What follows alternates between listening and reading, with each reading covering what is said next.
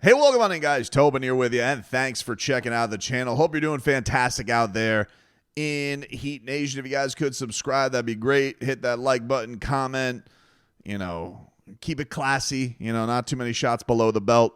And let's get to it here on this little video. So a couple things I wanted to get to here. One is a little bit of a follow-up on a previous video we were talking about where Tyler Herro was talking a lot about the clarity the Miami Heat have in their locker room right now. He also referred to it as a breath of fresh air. But one thing that really went viral, so much so that it was all over ESPN, the Bleacher Reports, the Instagram quote apps, all that stuff, all of the quote accounts. Tyler was doing this interview with a reporter from Israel, Israeli media entity, Sports with a 5 on it. And he was asked, and I will say it was a bit of a leading question by the reporter. So I want to give Tyler a little bit of grace on that. There's a couple of things I do think that in general, NBA players can be a lot kinder to international reporters. They don't want to come off as dicks, and they don't want to come off as mean-spirited. But I also think that he was kind of led. But it obviously got a lot of clicks, so much so that it was even commented today by Udonis Haslem when they talked about this on SportsCenter. UD was doing the rounds today at ESPN, which, by the way, is fantastic. I'm happy for UD. But he was asked about this. This was the clip that went viral yesterday with this reporter. Normal for you, or you think it's disrespectful to a Heat legend? Jimmy's definitely a Heat legend, but I feel like with how things, transpired over the last couple months, I think 22 could be worn again. So there you have it. He said that he's definitely a Heat legend, but I feel like how things transpired over the last couple of months, I think 22 can be worn again. This 22 thing has been a big debate amongst people. I didn't like it initially. I definitely felt like it to be a petty move. But here's the thing. You can't behave the way Jimmy did over the last couple of months and think you're left with grace where the organization's not going to be petty in places they can be petty. You know what I mean? Like, it would be silly of silly of Jimmy Butler's camp to think that, everything that he has done is now hallowed and sacred. Now, I think everybody knows, where I stood with the whole Jimmy thing, where I criticized Jimmy on his behavior here. And I do hope that one day 22 is in the rafters. I think it is deserving. If it takes a very, very long time, I kind of understand it. And you know what? Time is the thing that's going to heal all of this stuff and feel a lot different when it happens. Right now, nobody is going to be in that position where they feel like that's the case. I don't think the Heat were wrong to give away. While I didn't love it to give away his number, I can't begrudge the Miami Heat for being a little petty in this situation. And then you add on top of it, Andrew Wiggins has worn that number basically since high school. He's always worn 22. I think like briefly when he was with the Cavs, he didn't, but he's always worn 22. Wore it with the Wolves, wore it with the Warriors, wore it in college, wore it in high school. He's always worn that number. So much so that Jimmy Butler really Jimmy's going to be synonymous with 22, but he always changes his number. Look, he wanted 10 when he came to the Heat.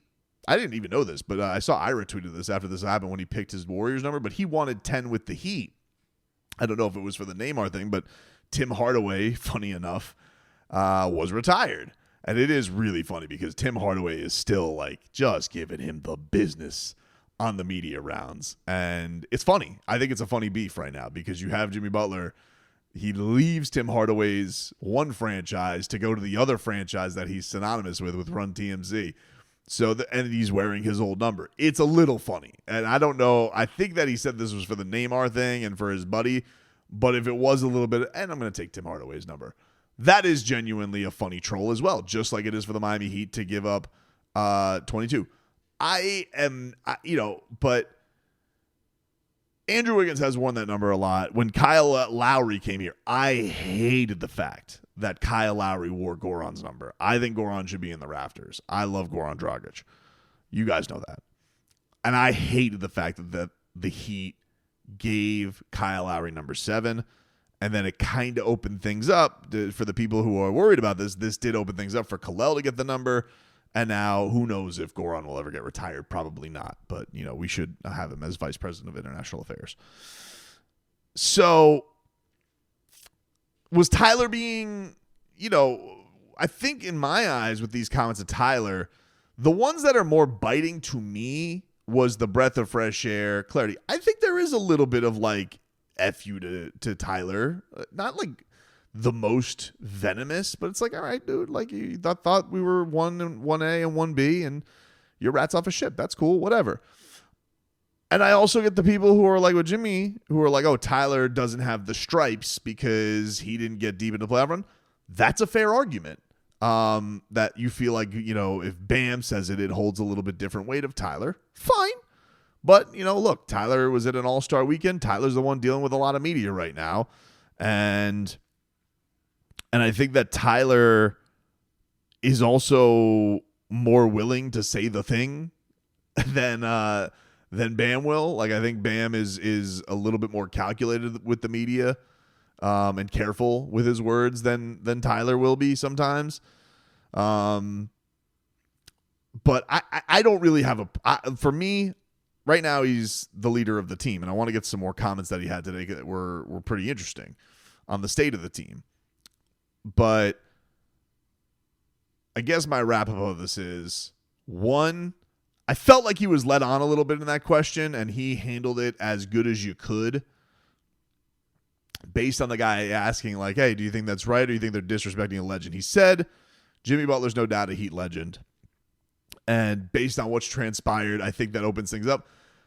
Are those not fair? Like, based on how Jimmy Butler tanked playing for the Miami Heat, does it not open things up? I don't love it. Like, I as a guy who is still finding it harder to hate on Jimmy than I have for other past guys for Heat. It's weird. I'm in this weird spot because I definitely gave LeBron more shit leaving as a free agent than I have Jimmy for completely tanking and ending up. And maybe it's just because, and I think from my standpoint, what I'm trying to wrestle with here, one, I've grown. I'm a little bit more of a grown up and not a Peter Pan, although Leroy would very much disagree with that. But two, LeBron really surprised me when he left. Like, I was like, there's no friggin' way he's going back to Cleveland.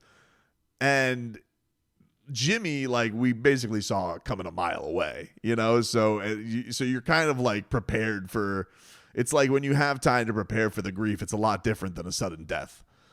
So I do feel like Tyler was led on. I felt like the fresh air clarity comments were actually a little bit more biting than this one, although Udonis Haslam did say on social media today that he loves it. He loves the whole Jimmy Butler thing. Now, to the other Tyler comments, Tyler Herro was on Sirius XM and was asked about whether or not the Heat are a contender.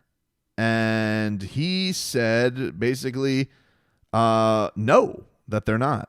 It's hard to do. I don't think people realize how hard it is to win a championship. And everything has to fall in line. But I think right now, we started the season with Jimmy saying we're going to try to win a championship. I think, obviously, if we're calling a spade, we're not contenders right now. But I think with the team that we're trying to put together, we have a lot of young guys that can really help us win. Khalil Ware's coming into his own, Nico, Jovic, Jaquez. So I think we have a lot of young guys that are starting to, really see where their role can be with the new roster we have. So when I hear those comments, I'm like, yeah, it's, that's an accurate assessment of where they're at. They're not. He says it like this, now he did say at other points in this week, that was courtesy of Sirius XM. He did say at other points this week that, we want to get back on the win streak. We still feel like the home court is a viable option. But look, there is an element too. Like if the Heat fan is going to be looking right now. The Heat fan who is loyal and sticking around and watches their team night in and night out, they're going to be looking to Tyler Herro and they're going to be looking to Bam Adebayo and they're going to be like, hey, I don't want to hear about this not a contender. Even if it's true, you're like, cool, but you guys still got to be able to. Let's forget about contending for a second. The Miami Heat, who are in the worst record spot that they've been in a while, the losing streak that they're in right now, the rut that they're in right now with all this Jimmy stuff behind him, giving them the clarity. Those two guys now have their opportunity to take this by the horns and do with it what they will.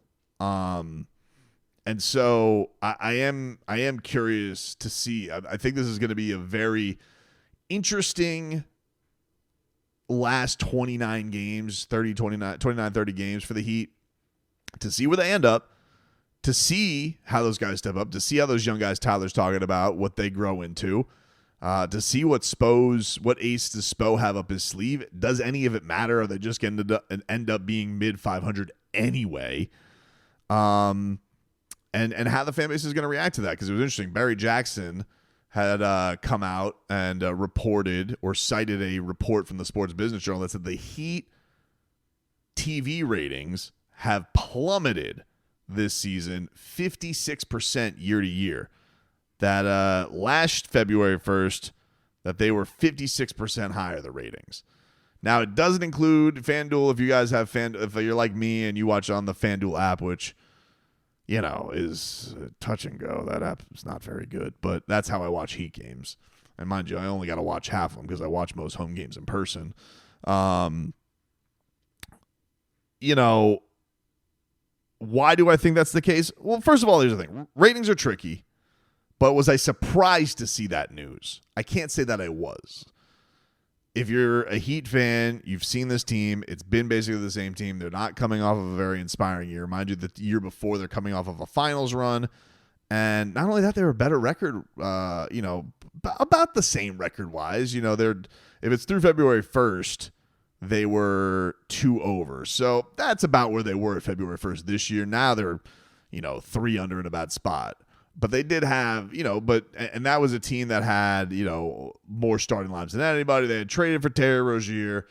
Jimmy was getting healthier at that time, but wasn't quite the same. But I can't say that I was surprised, even though I think ratings can be a little bit tricky. You never know how to quite look at them. I can tell you, somebody who's been in the radio business, like, I take ratings with a very big grain of salt. One time we got incredible ratings, right? And this was way back. This wasn't even me hosting. This was me producing for mornings. And my boss at the time was raving about the ratings. And they were like, oh, we crushed it. And then I was like, well, what's that based off? Because I was always just curious, well, what's it based off of, right? And it's it was 8 meters. And one guy really listened to a lot. It's that's a weird way to gauge that stuff. Now, I think TV's a little bit more up to date and up to snuff than the old radio. And that was right when radio had switched to meters instead of diaries. It's who cares? You guys are who cares? But I do think that there's been a little bit of redundance and boredom with the product on the court. I think that's a totally fair thing. Even though to me, in a strange way, and I think that's the outside, to me, while the collapses have been heartbreaking and I want to throw my head through a window, to me, they've been a more interesting watch this year, to be honest with you. I really think that's the case. Even not having Jimmy, I'm used to that in the regular season, and I love seeing Jimmy do his thing. I do think that watching more young guys, I talk about this with the media members all the time. I talk about, we always talk, Brady Hogg and I joke about this all the time. I'm like, dude, I just want to see new stuff. And I think the Heat fans with that. But I'm not even talking about whales. I'm I want to see more Nico. I want to see Kalel. When they weren't playing Kalel, I was like, what are we doing? What is the point of all this as fans if we're not going to get to see? If the Heat aren't contenders, why can't we see new stuff? And so to me, when Kalel started coming out and playing more and having the game against Wembanyama and Nico was getting his time, To me, that was the most interesting watch because I hadn't seen that element with it. And now you're seeing Bam unlocked a little bit with Khalil. That is interesting to me. That is something I've wanted to see. Tyler playing a different style. So I think while it is the same, there are different elements. Look, for the splash fringe, it's not the hardcores like the guys who tune into this channel or the radio show or the podcast. You guys are the hardcore of the hardcore. The people who are, hey, am I going to tune into the Heat tonight? And they're like, oh, Jimmy's not there anymore. Like, yeah, they may not. They're not. Could I see a big plummet from that? Yeah, absolutely. Now, to be fair, they did say in the same article from Barry, he said that the Heat still have a waiting list for season tickets. So the fan base going into the building is still hardcore. And I think from that standpoint, I think Heat games are just awesome to go to. I think I love going to NBA games. I think it's a little bit of a vibe in town. Like, it's kind of one of those sneaky spots. There's a lot of celebrities who go. It's a place to be seen. So there's a little bit of that element too. Like, I think the Heat have built a stronghold on that. But on the night-to-night stuff, yeah, until they make their big swing, which kind of goes to the other video that I did about, the big splash that the Heat might turn to. Yeah, it's hard to say. Maybe this even puts the Heat into a push to do something like that because they know what the numbers are. Look, it was kind of noticeable in the middle of the year, and I'm not faulting the Heat. They're a business. But was it not noticeable to everybody in the middle of the year that they just dropped the Vice jerseys out of nowhere? They're just like, you know what? Guess what? We also want to do Vice jerseys. And why? Because they're a cash cow. I don't blame. Whenever the Heat, I'm almost like, hey, if you have a cash cow product, hit it. And people love it. People love those jerseys. Why wouldn't you? They're the best jerseys in the league. So it wasn't surprising to see that report from Barry Jackson, and I'm curious to see what is the next thing in store for Miami. Like, what is is that. Does the fatigue grow if it gets to us? Because that's only went through February 1st. It didn't even go through the worst 2 weeks of the season. So it said in this report, it said that only the Bulls have had a bigger decline. So if you were to then drop on top of it, and Jimmy Butler officially got traded, and then on top of it, they played their worst basketball of the season, I wouldn't find it crazy to say that the Heat probably dropped worse than the Chicago Bulls year to year. But there's one way to fix that. I mean, they could start playing a lot better basketball, and I think you'll get people buzzing right now. And don't forget, the Heat are also in a spot like Panthers ratings. I know they had a report earlier in the year that their ratings were higher than they've ever been. They went to a broadcast channel, so it's easier to get Panthers games than ever. And they're a defending champion, and they play a lot of times on the same nights, and maybe the Panthers are taking a little bit of that chunk as well. And to be fair, deserved. It is. They're defending a title right now, and you guys, I don't know if you've seen like the hockey numbers that have come out from the Four Nations face-off. I mean, they're incredible, and I think that the NBA that whole story has been a thing all year about ratings decline and what it is. I do think that all this movement in the middle of the season has given the NBA a little bit of life, and also football's over.